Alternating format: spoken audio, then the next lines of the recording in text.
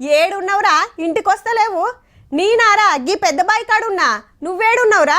నేను గీ బంగ్లాలో ఇంటికాడున్నా గాని గా కోటకాడి కట పోదమ్మా, ఆడుతుర్రట మనోళ్ళంతా. ఏ గాడిదాకెందుకురా, మంచిగా రావు చెట్టు కిందికి పోక ఆళ్ళనే ఇటు రమ్మను. ఇగో గిట్ల ఊర్లల్లో బండ గుర్తులుంటాయి. ఇప్పుడు ఊర్లకు పోతే అసలు గుర్తులే కానరావు, మొత్తం సాఫ్ చేసి ఇండ్లు కట్టబడుతుంది. అరే గిడో పెద్ద షెట్టు ఉండాలి కదా అనిపిస్తుంది. కానీ ఓ ఊర్లో మాత్రం ఓ బండ గుర్తు ఇప్పటికి అట్లనే ఉన్నది. ఇంతకు ఏందా గుర్తు, ఏడా ఊరు అరుచుకుందాం పాన్రి.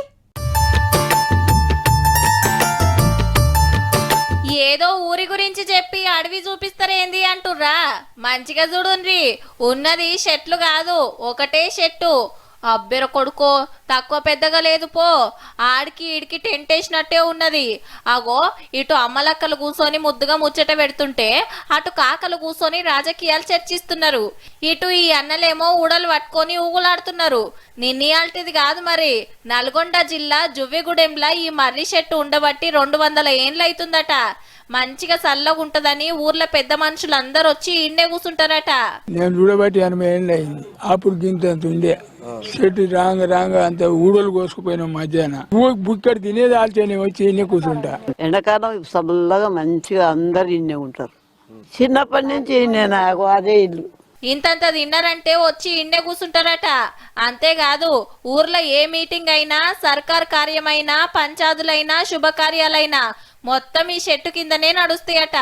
ఏం తక్కువ 500 మంది కూర్చునే సౌలతి ఉన్నదంటే చూడుండ్రిగా ఎంత పెద్దగా ఉంటదో. మా ఊర్లో ఏ పంచాయతీ ఒకలైనా లేకపోతే ఏమైనా గ్రామ పండుగలైనా ఏదైనా మాట్లాడుకోవాలంటే మర్రి చెట్టు కిందనే అని చెప్పేసి మా తాతల నుంచి కూడా అది ఉంది. అదే ఆచారం ఇప్పుడు కూడా కొనసాగుతుంది. నాటుకునేది తిరణాలు అయితే ఈయన అంతా కూకునేది. శివరాత్రి అప్పుడు ఏ కార్యమైనా ఈయన కథ చెప్పిన భాగవతాలు ఆడేటప్పుడు ఈడ పెళ్లిళ్ళు అయితే పేరెంటాలు అయితే ప్రతేడు శివరాత్రికి ఈడ జాతర అయితుంటది. చుట్టుముట్టు ఊర్ల నుంచి సుతా భక్తులు వచ్చి ఈ చెట్టు కిందనే దిగేదట. ఇక చిన్నప్పుడు ఊడలు పట్టుకొని ఊగేటోళ్ళం. సెలవులు వచ్చినప్పుడు పొద్దాక ఆడుకునేటోళ్ళం అని చెప్పుకుంటా చిన్న మురిపెం కాదు ఊరోళ్ళది. ఇప్పుడు వచ్చినప్పుడు ఈ ఊడలు పట్టుకొని ఊగే వాళ్ళం, ఇక్కడ బావిలో ఈత కొట్టే వాళ్ళం. ఇటంతా తిరిగి పిల్లలుగా మేము అందరం ఆడుకునే వాళ్ళం. దాదాపు 100-200 మంది వచ్చి ఆడుకొని అంతా కలిసిమెలిసి మంచి వాతావరణంలో ఉండేది. ఊరోళ్ళకే కాదు పక్షులు జీవాలకు సుతా చెట్టు ఇంత నీడనిస్తుంది. అగో కోతులు చూడుండ్రి ఊడలు పట్టుకొని ఎట్లా ఆడుకుంటున్నాయో. ఈ చెట్టు అనేకమైనటువంటి పక్షులకు, జంతువులకు నిలయంగా ఉంది, వాటికి నీడనిస్తుంది.